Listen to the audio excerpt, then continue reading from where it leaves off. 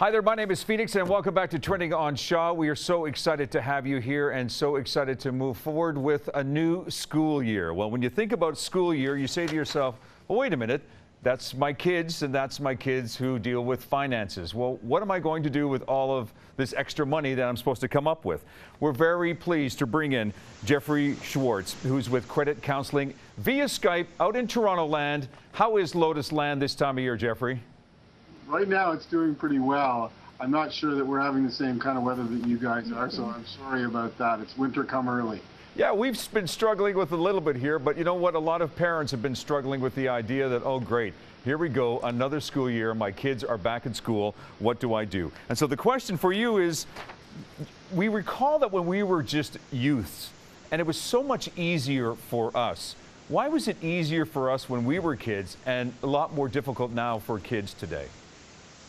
You know, I just think it's a different society. I mean, we're so focused, especially over the last 20 years, about being a consumption society. So as a result, everybody's looking out to get more stuff. And we've changed the importance of having that stuff. It used to be just kind of going out on your bike and hanging out on a corner or playing ball with your buddies. Now it's about backpacks and your cell phones and all that sort of stuff. Is it because we as parents are the ones who are driving our kids to say, yes, it is a consumer type of industry, therefore you got to get on board? Is that part of what's happening?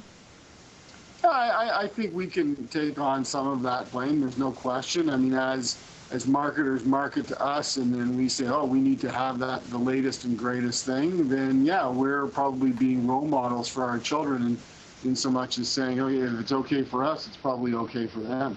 Yeah, and when we think of expenses as parents, it isn't just the typical let's get a backpack, it's let's get the latest model of backpack. Let's get that little lunch bag, but not just any lunch bag. I mean, whatever happened just to a paper bag, it's the latest model. We are turning our kids into consumers, and therefore we're experiencing the ramifications of that. Exactly, and don't get me wrong, I mean, the economy's probably benefited from that, but I think that's one of the reasons why Canadians are so indebted. Any idea of some ways to help alleviate some of these expenses that these kids of ours are incurring?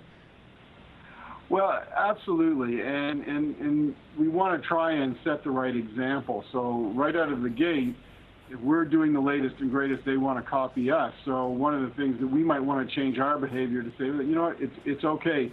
Let's focus on what we need as opposed to what we want. And that's the kind of premise we want to take through everything that we do.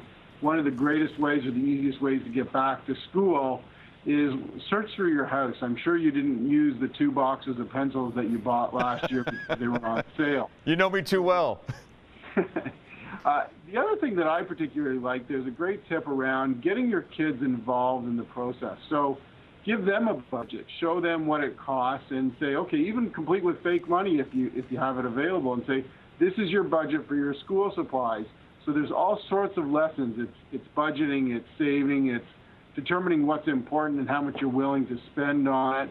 And then perhaps if there's money left over, cut them some of the savings and perhaps incentivize them to find ways to look for the sales, to go through the flyers so that everybody can save money and they can benefit as well. I mean, they're so internet savvy, it's probably even easier for them to find the sales and comb through the flyers than it is for you or I.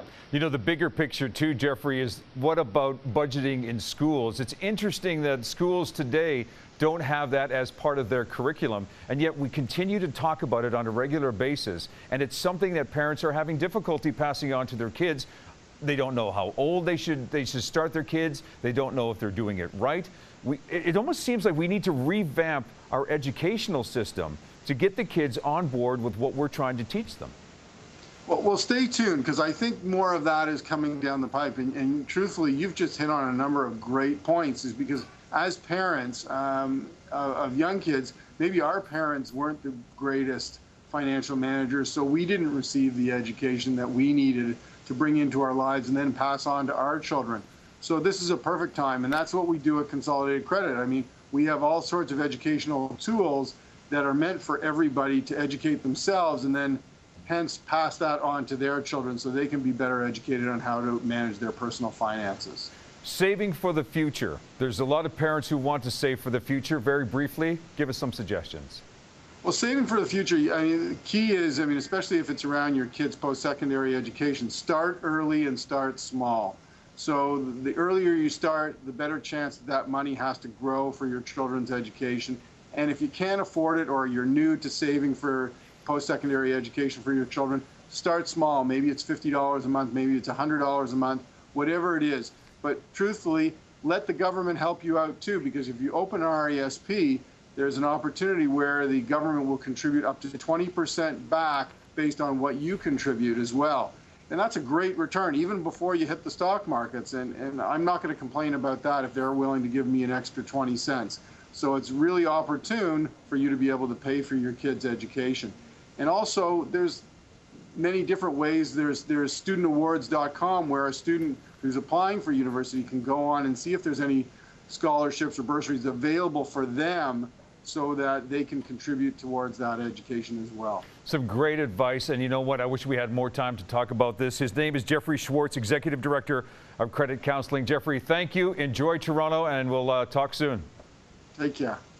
Still to come, SAIT alumni and 10-year veteran with Shaw TV Calgary. Her name is Shiva Jahansha. First, here's what's happening in and around Calgary. This is Trending on Shaw.